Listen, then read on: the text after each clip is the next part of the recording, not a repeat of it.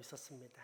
오랜 시간 걷다 보니 숨이 차고 목이 말랐는데 고개를 들어보니 멀지 않은 곳에 자그마한 계곡이 있었습니다. 정신없이 달려간 그는 시원하게 물을 마시고 몸을 일으켜 세우는데 방금 전까지 보지 못했던 표지판이 눈에 들어왔습니다. 그 표지판에는 다음과 같이 쓰여져 있었습니다. 자신도 모르게 독성분이 든 물을 마신 것입니다. 순간 청년의 얼굴은 창백해졌고 아니나 다를까 배가 아파오기 시작했습니다. 온몸에 두드러기가 올라오고 열이 났으며 구역질도 나왔고 창자는 녹아내리는 것만 같았습니다. 함께 여행하던 동료들과 함께 급히 병원으로 달려가 독이 든 물을 마셨으니 서둘러 치료해 줄 것을 부탁했습니다. 그런데 진찰을 마친 의사가 그의 몸에서 특별한 독성분이 검출되지 않았다고 말하면서 상황을 묻게 됩니다. 그러자 청년은 다급하게 자초지정을 말했는데 다 듣고 난 의사는 껄껄껄 웃으며 말합니다. 그 계곡에서 물을 드셨습니까? 그 물은 마셔도 되는 물입니다. 그 표지판에는 poison, 영어로 독이 아니라 뽀송, 불어로 물고기라고 쓰여 있습니다. 낚시를 금지하기 위해 표지판을 세웠는데 종종 여행객들이 단어를 착각하곤 한답니다. 당신은 아무 이상이 없습니다. 의사의 설명이 끝나자 신기하게도 배가 편안해지며 열이 내리고 두드러기도 가라앉았습니다. 의사의 말 한마디에 그렇게 아프던 몸이 아무렇지도 않게 된 것입니다. 우리가 알고 있는 상식이나 신념이 우리의 몸과 마음을 어떻게 지배할 수 있는지를 잘 보여주는 장면입니다.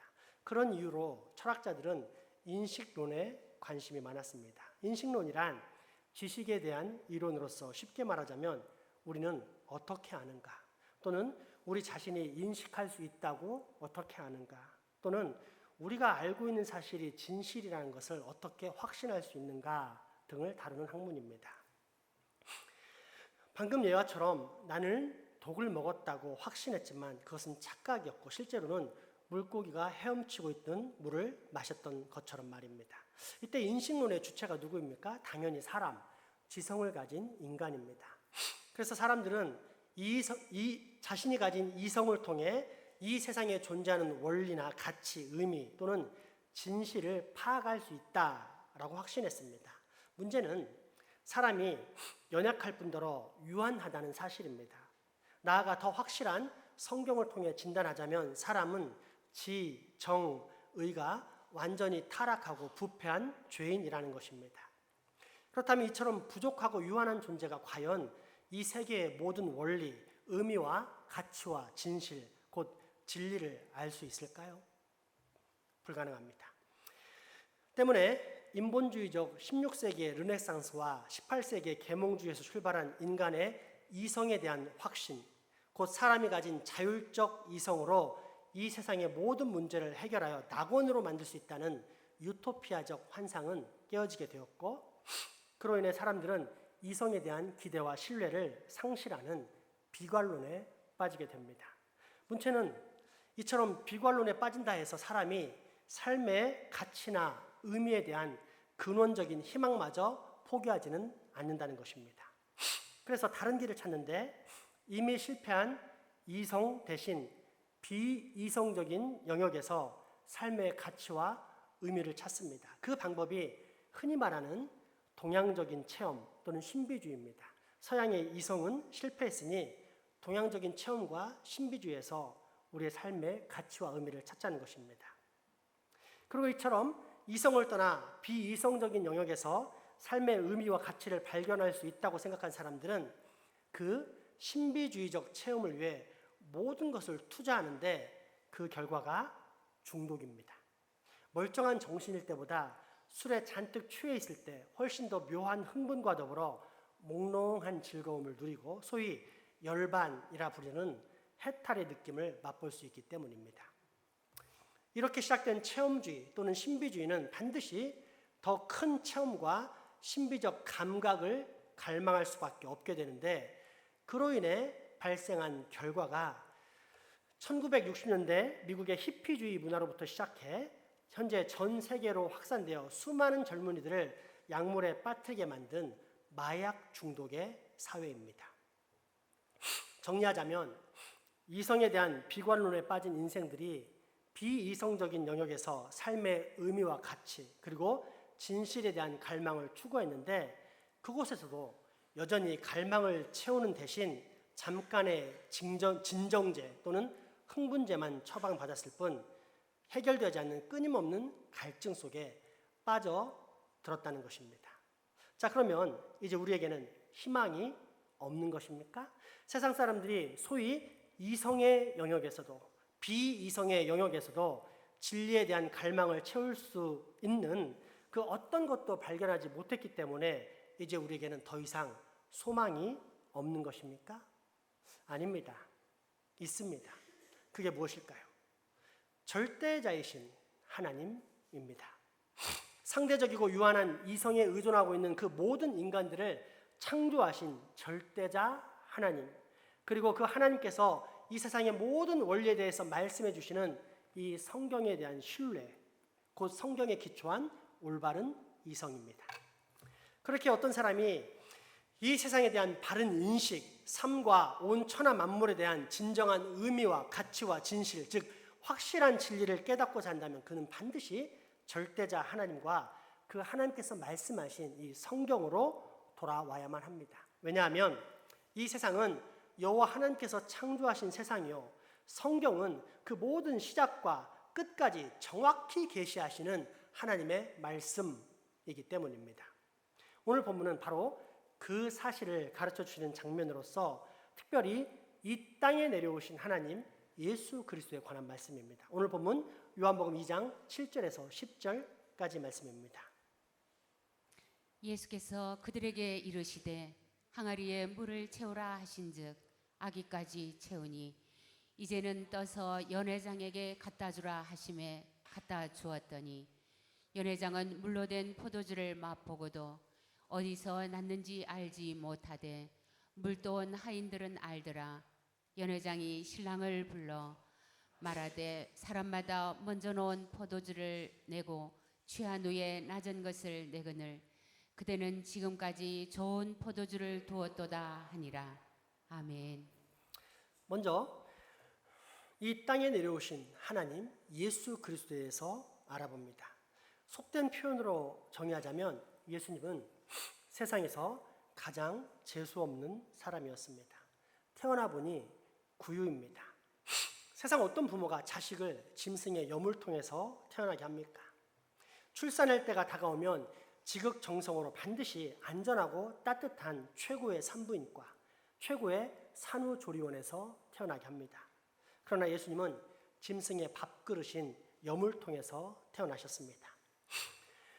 태생적 환경도 초라했지만 외적 환경은 더 초라했습니다. 마치 1900년대 초반 우리나라가 일제 식민지로서 주권을 빼앗겼던 것처럼 예수님이 태어나신 이스라엘 민족은 당시 최강대국인 로마의 식민 지배를 받고 있었습니다.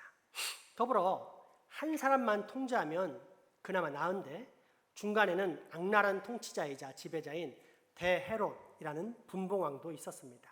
실제로 이 헤롯 왕은 나중에 아기 예수를 잡아 죽이려고 예수님이 태어나신 동네 근처 2살 이하의 어린아이들을 전부 다 잡아 죽인 매우 잔인한 왕입니다.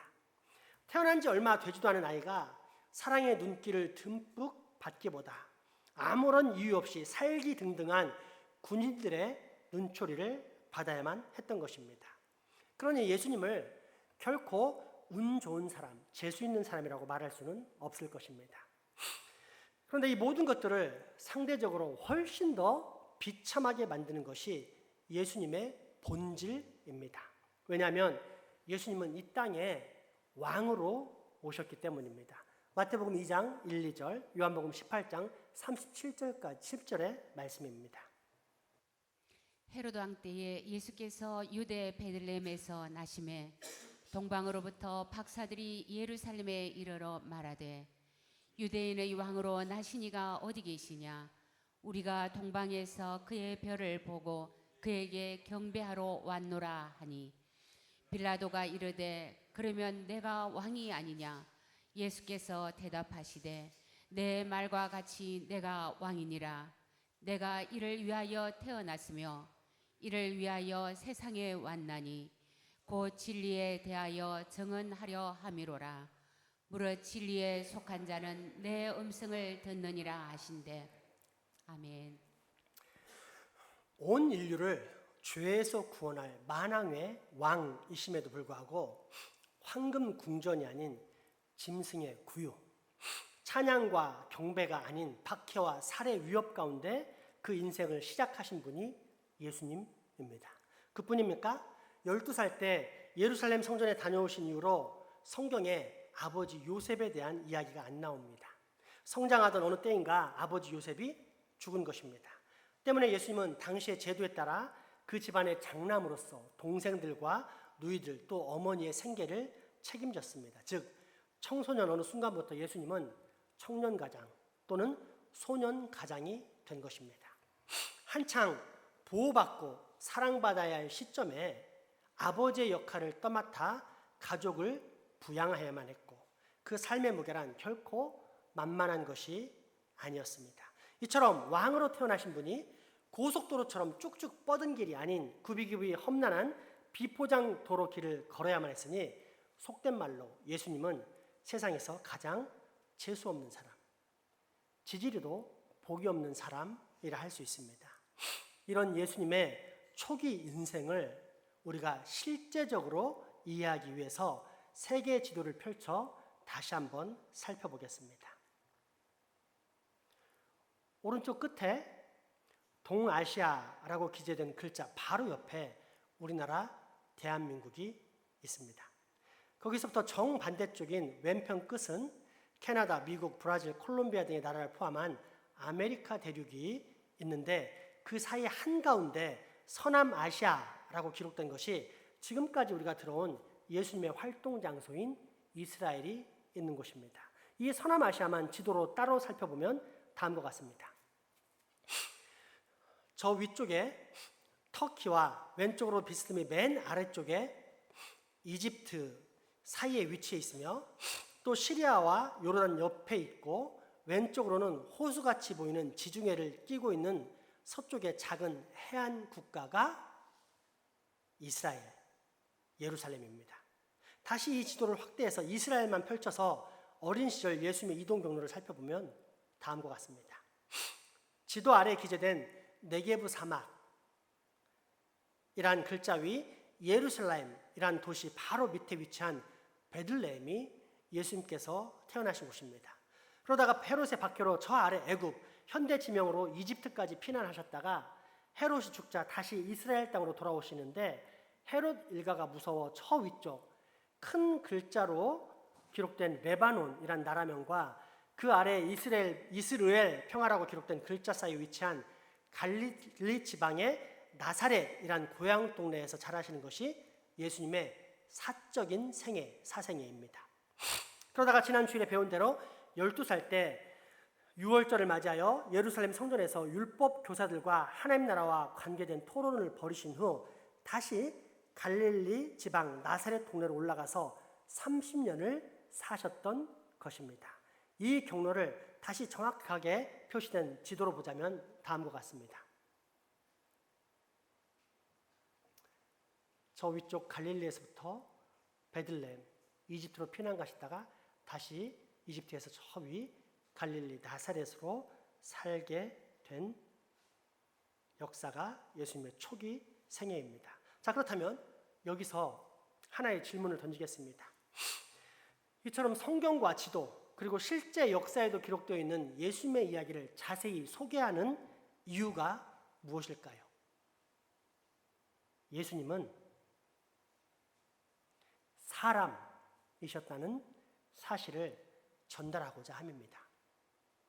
적지 않은 사람들, 심지어 예수님을 믿고 교회를 다닌다는 사람들조차도 예수님을 우리와 같은 사람으로 생각하지 않고 허구의 존재, 마치 신화 속에 뛰어난 인물처럼 생각하는 경우가 얼마나 많은지 모릅니다. 이 말을 별 거리낌 없이 듣고 무언중 수긍하는 그리스도인들도 적지 않은데 사실 이 말은 우리 신앙에 있어서 어마어마한 차이를 지닌 표현으로서 1세기에 크게 유행했으며 지금도 여전히 그 위력을 떨치고 있는 영지주의 이단의 사고입니다. 그 생각은 다음과 같습니다.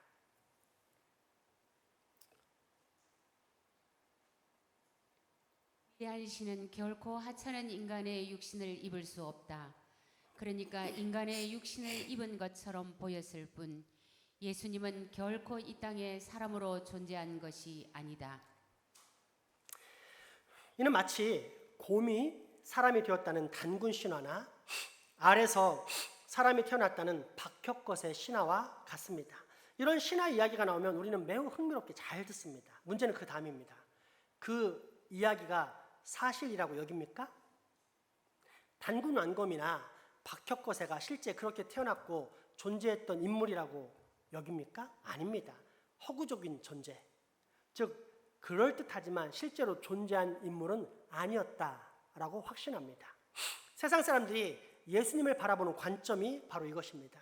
평생 안진뱅이로 살던 장애인의 다리를 고쳐서 뛰게 하시고 한평생 장님이었던 사람의 눈을 고쳐 보게 하시고 심지어 죽은 지 나흘이나 된 사람을 죽음에서 다시 살리신 예수님의 이야기를 들을 때 상식적으로 도저히 불가능한 사건들로 인해 예수님을 사람이 아닌 신화적인 인물로 보는 것입니다.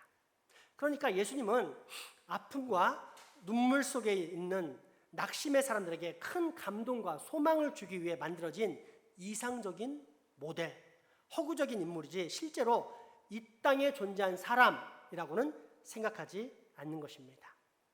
그러나 예수님은 2000년 전에 실제로 존재하셨던 분입니다. 먼저는 성경이 증거하며 더불어 수많은 역사가, 심지어 예수님을 안 믿는 불신 역사가들조차도 예수라는 사람은 분명히 존재했었다고 기록합니다.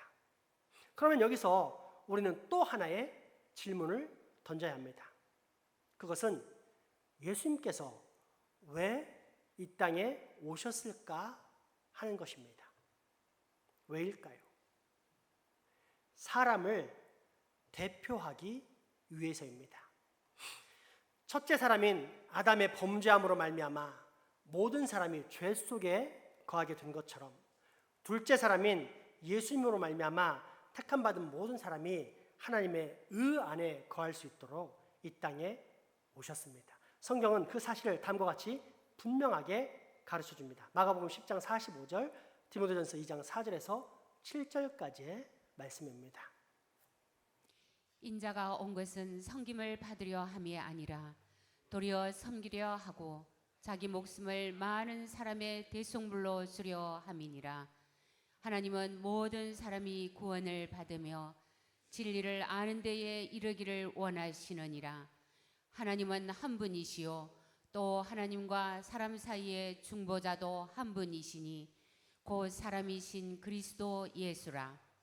그가 모든 사람을 위하여 자기를 대속물로 주셨으니 기약이 이르러 주신 증거니라.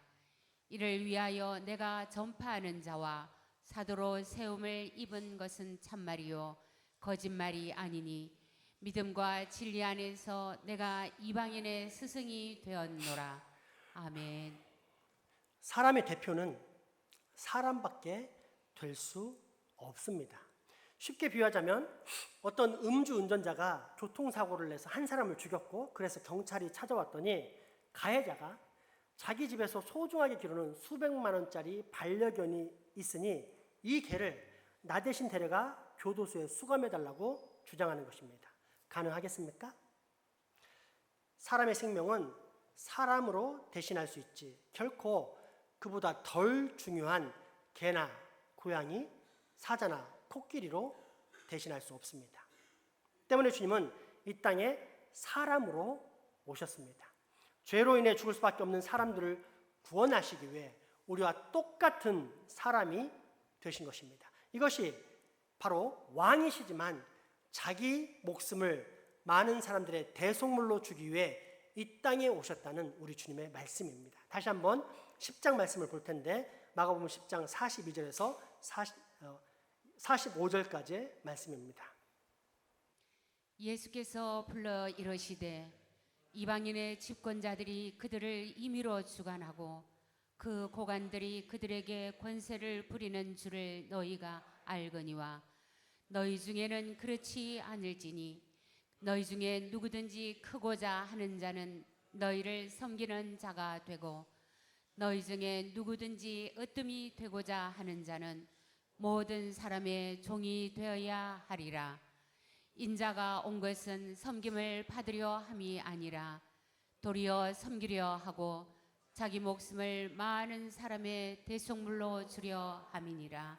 아멘. 그렇게 30살까지 사적인 생애를 사시던 예수님은 공적인 생애를 출발해야 할 때가 왔음을 깨닫고 움직이기 시작하십니다. 고향 나사렛에서 일어나 유대 광야로 가사 40일 동안 시험을 받으시고 당시 유명한 선지자인 세례 요한에게로 나아가 세례를 받으십니다. 이 세례 직후 5명 곧 요한과 안드레와 베드로와 빌립과 나다나엘을 제자로 삼으신 주님은 다시 고향 나사렛 땅에 있는 저 위쪽에 갈릴리 지방으로 향하시는데 그렇게 사흘째 되던 날 도착한 곳이 오늘 본문에 나오는 가나안 혼인잔치 사건입니다. 다시 한번 지도를 보겠습니다. 저 위쪽 갈릴리에서 남쪽으로 내려와 세례와 시험을 받으시고 다시 위쪽 갈릴리 지방으로 옮기시는데 그 갈릴리라는 큰 지방명 바로 아래에 보이는 가나라는 지역이 오늘 본문의 배경이 되는 동네입니다. 초대받은 잔치집에 포도주가 떨어졌을 때 예수님의 어머니 마리아가 장남인 예수님께 어떻게 도와줄 수 없느냐? 라고 물어보는 것으로 미뤄볼 때 아마도 이 혼인 잔치집은 예수님의 친척이었을 것이라 여겨집니다. 그렇지 않으면 손님인 마리아가 그렇게까지 나설 이유가 없기 때문입니다. 더불어 부족한 포도주에 대해서 우리 생각으로는 포도주가 모자라면 뭐 그냥 다른 안주나 먹지 뭐 할 수 있지만 어떤 사람의 조사에 의하면 고대 근동 지방의 사람들, 특히 히브리 사람들에게 있어서 혼인잔치의 포도주는 대단히 중요한 음료이고 그래서 포도주를 충분히 공급해 주지 않고 도중에 끊어버린다든지 하면 자칫 하객들이 자신들을 주인이 무시한 것으로 오해하기 쉽다고 합니다. 마치 현대 전라도 특정 지역의 잔치에서 홍어를 안 주거나 경상도 특정 지역에서 돈베기를 안 주면 정성 없는 대접으로 여기는 것처럼 말입니다. 아니 사실상 그 이상이었습니다. 하객들이 이 일에 대해서 자기를 무시했다고 법관에게 고발을 하면 벌금을 물릴 수도 있다는 사실을 비춰볼 때 말입니다. 아무튼 포도주의 부족은 상당한 신뢰였음이 확실합니다. 예상컨대 손님이 이만큼은 오지 않았을 것이라 생각했고 더불어 이 집이 가난했던 것 같습니다. 잘 사는 집이었으면 나중에 쓸 포도주라도 우선 꺼내올 수 있었겠지만 전혀 재고가 없는 것을 볼 때 말입니다. 그래서 마리아는 장남인 예수님, 자신들의 모든 생계를 책임지고 있는 예수님께 부탁했고 이 부탁에 아직 때가 이르지 않았음에도 불구하고 주님은 다음과 같이 명하십니다. 손님들의 손과 발을 씻도록 준비한 물통이 있을 것이다. 거기에다가 물을 가득 채워라. 그렇게 하인들은 예수님의 명령을 따라 6개의 물통에 약 600리터의 물을 가득 채웁니다. 이제 떠다가 주어라. 그랬더니 이 물을 마신 주례자가 깜짝 놀라며 잔치 끝까지 이렇게 맛있는 포도주, 아니 오히려 취해서 맛에 대한 감각이 크게 떨어진 잔치 끝자락에 이렇게 더 좋은 품질의 포도주를 내는 집이 어디 있느냐 라면서 크게 칭찬합니다. 오늘 본문 요한복음 2장 9절에서 11절까지의 말씀입니다. 연회장은 물로 된 포도주를 맛보고도 어디서 났는지 알지 못하되 물돈 하인들은 알더라.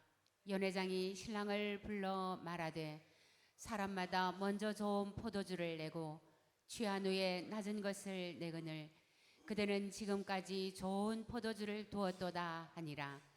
예수께서 이 첫 표적을 갈릴리 가나에서 행하여 그의 영광을 나타내심에 제자들이 그들을 미르니라. 아멘. 사람이 물을 포도주로 변하게 할 수 있습니까? 예, 가능합니다. TV나 유튜브를 보면 마술사들도 충분히 하던데요. 이렇게 답변하는 아이들이 있습니다. 하지만 그것은 마술로서 실제로 일어나는 화학적 변화가 아닌 눈속임, 일루전, 환영일 뿐입니다. 따라서 물이 포도주가 되는 기적이 일어났다는 것은 그 사건을 일으킨 존재가 단순한 사람이 아니라는 증거가 됩니다.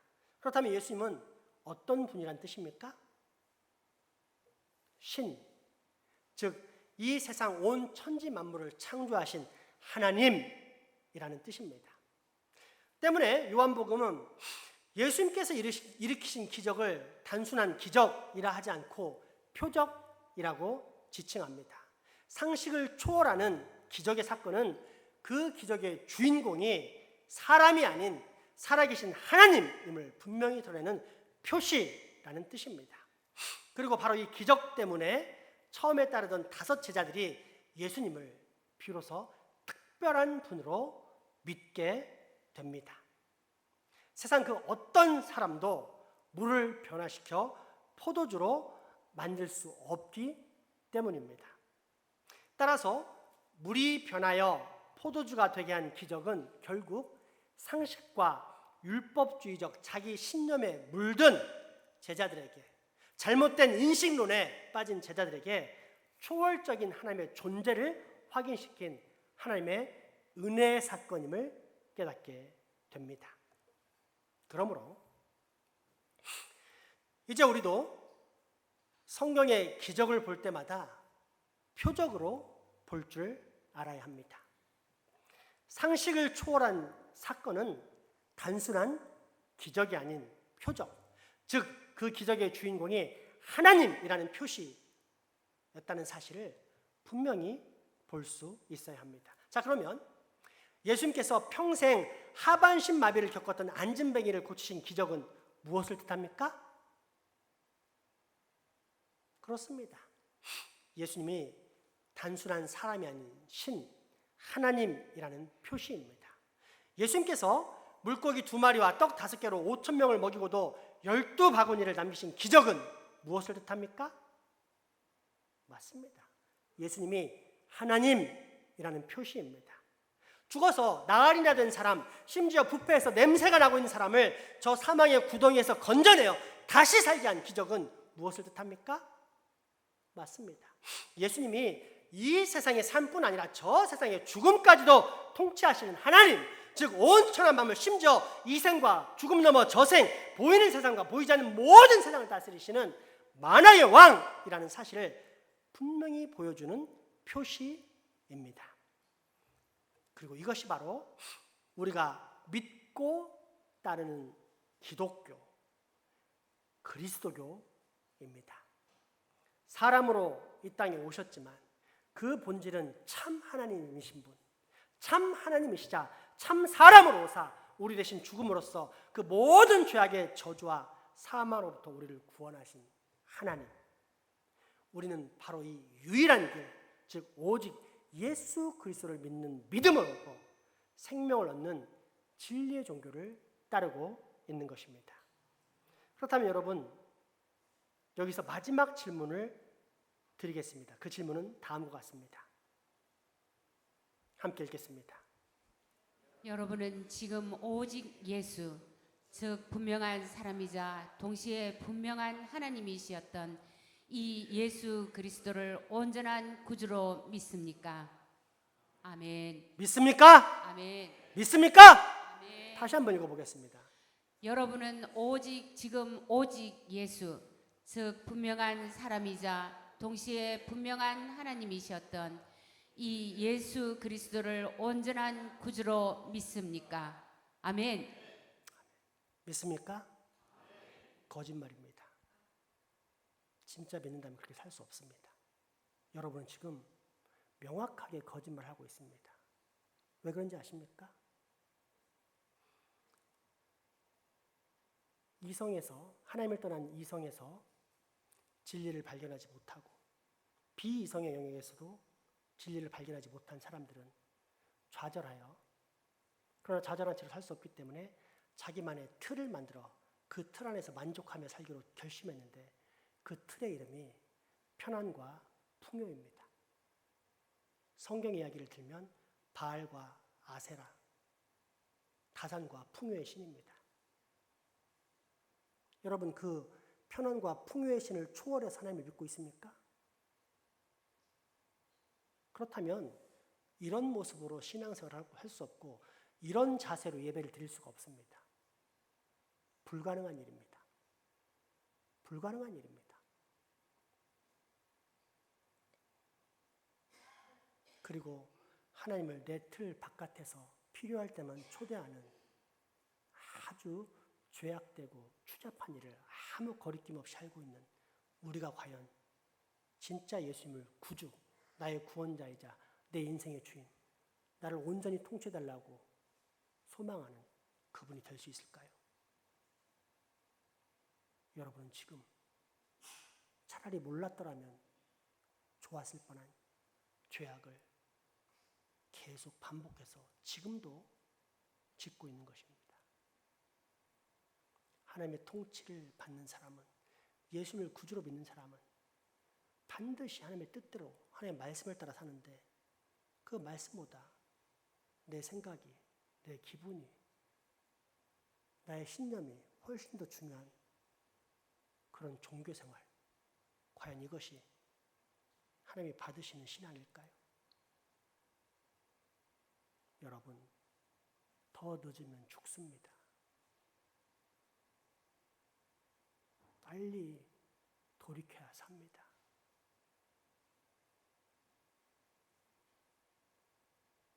사람이자 하나님이신 예수님이 내 진짜 주인이 안 되면 여러분은 끝난 것입니다. 지금 끝났고 앞으로도 끝납니다. 소망이 없습니다. 그래서 이 질문이 정말로 중요한 것입니다. 다시 한번 보겠습니다.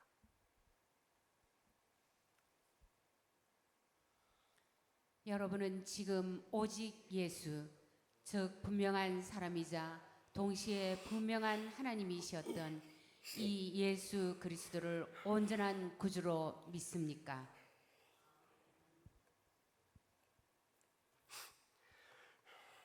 어느 반려동물을 파는 가게에 한 소년이 강아지를 사러 왔습니다. 아저씨, 저 강아지 얼마예요? 3만 원이다. 그러자 부탁을 합니다. 그러면 아저씨, 제가 돈을 마련해 올 테니 저 강아지를 꼭 제게 팔아주세요. 그리고 얼마 후 돈을 마련해 온 소년은 당당한 목소리로 강아지를 달라고 요청합니다. 강아지를 매우 좋아하는 아이구나 라고 생각한 가게 주인은 소년에게 선심을 쓸 생각을 합니다.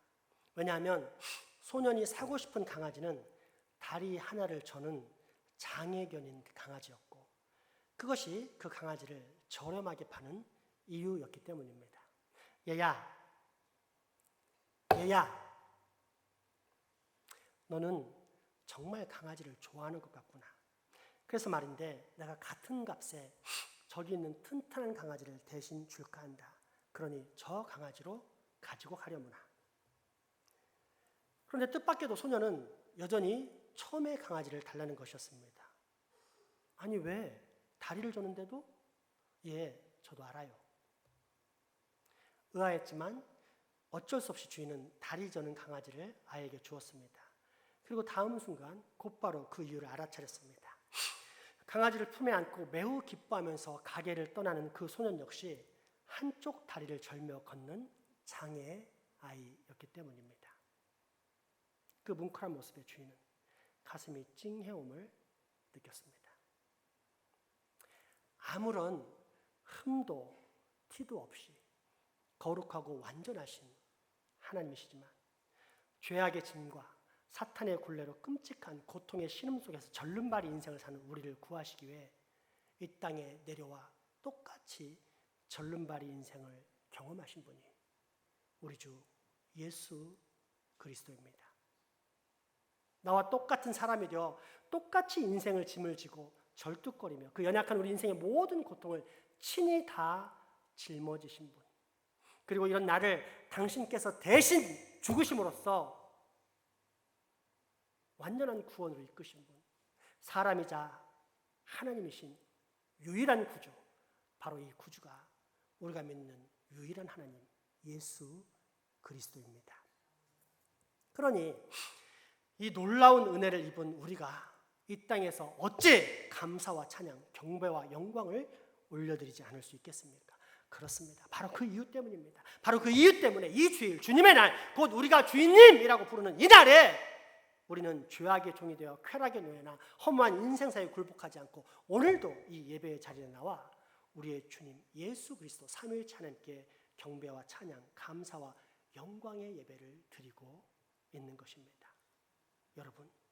여러분은 이 놀라운 감사와 기쁨, 감격과 참 행복을 마음껏 누리고 있습니까? 이 시간 그 감사와 찬양의 마음을 담아서 다 함께 찬양합니다. 반대로 얘기하자면 하나님을 알고서도 여전히 편안과 풍요를 추구하는 내 죄악의 마음을 회개하고 자복하며 돌이키겠다는 결단의 마음도 포함됩니다. 지난주에 배웠던 희망가를 먼저 부릅니다. 그리고 그 희망가 속에서 참 희망을 찾은 이성복 목사님의 서로 사랑하라라는 찬양도 같이 부르도록 하겠습니다.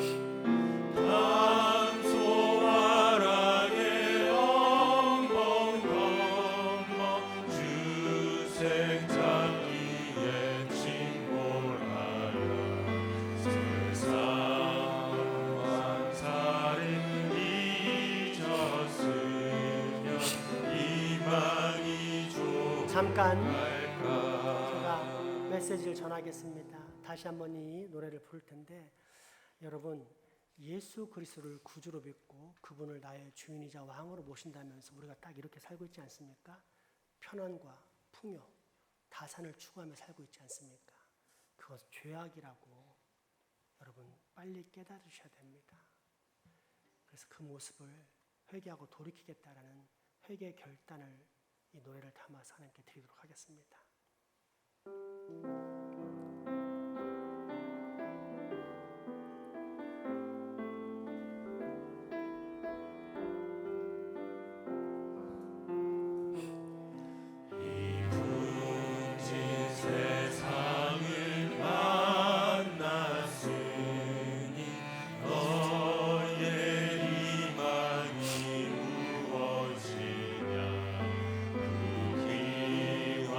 영화를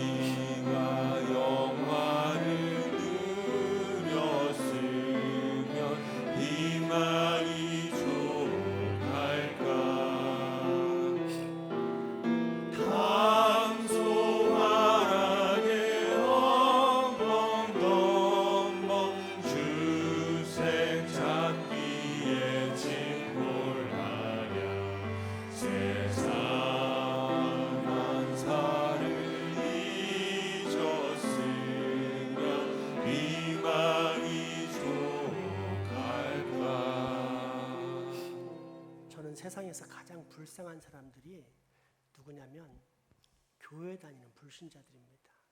자기가 예수 믿고 구원받을 줄 알고 교회를 평생 다녔는데 구원을 못 받는 거예요.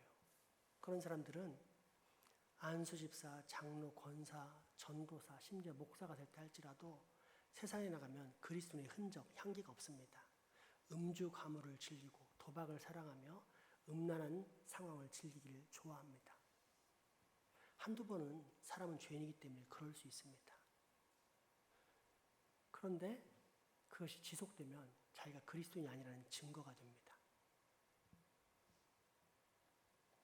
설교 중에 분명히 가르쳐 드렸지만 하나님을 떠난 인본주의적 세상에서는 이성의 영역에서도 비이성의 영역에서도 진짜 삶의 가치와 의미를 발견할 수 없습니다.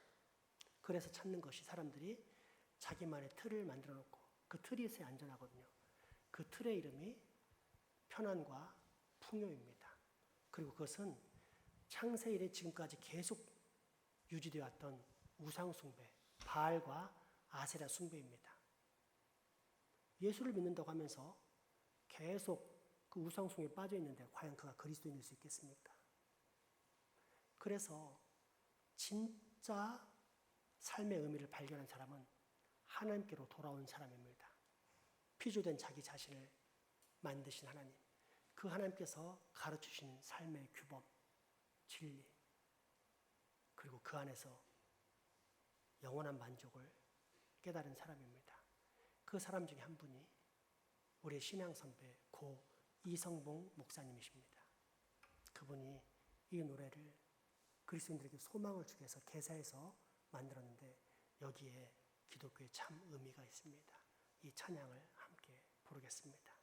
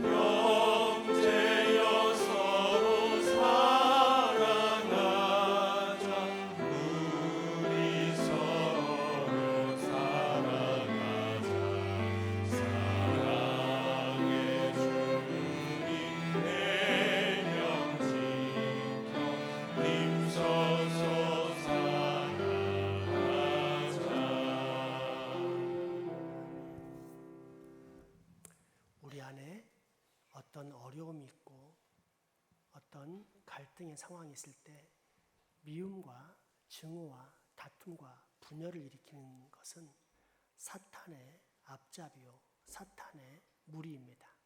이때도 우리는 하나님의 계명을 따라 참고 인내하며 사랑하고 기다려줄 줄 알아야 합니다. 그런 사랑을 베풀 때 빛이 어둠을 이기듯이 하나님의 계명이, 하나님의 율법이, 하나님의 진리가 이 교회를, 내 삶을 온전하게 회복시킬 줄 믿습니다. 그리고 그런 힘은 내 의지로 되는 것이 아니고 내가 이 땅에 오신 하나님의 사람이신 예수 그리스도를 믿을 때, 그분을 붙잡을 때 나오는 능력인 줄 압니다. 그러므로 이 시간 예수 그리스도를 붙잡자는 찬양을 우리 다 같이 결단하면서 드리겠습니다. 슬픈 마음 있는 사람 예수 이름 믿으며 찬양합니다.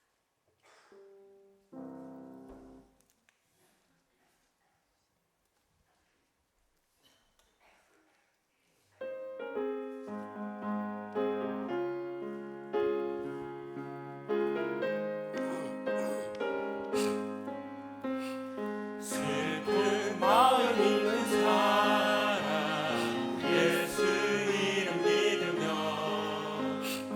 영원토록 변함없는 기쁜 마음 얻으리.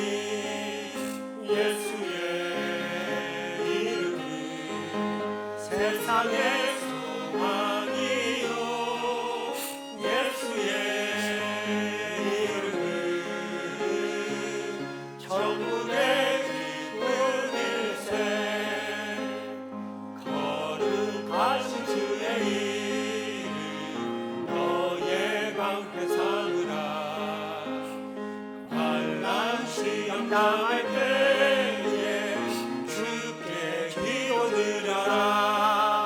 예수의 이름은 세상의 소망이요 예수의 이름은 천국의 기쁜 일세 존귀하신 주의 이름 우리 깊은 데로가 주의 품에 안길 때에 기뻐 찬송 부르니. 예수의 이름은 세상의 소망이요 예수의 이름은 천국의 기쁜 일세 우리 갈 길 다간 후에 보좌 앞에 나아가 왕의 왕께 경배하며 멸류관을 드리니. 예수의 이름은 세상의 소망이요 예수의 이름은 천국의 예수의 이름은 세상의 소망이요. 다시 한번 고백합니다. 예수의 이름은 세상의 소망이요 예수의 이름은 천국의 기쁜 일세. 자비와 긍휼의 하나님, 하나님이시자 사람이시자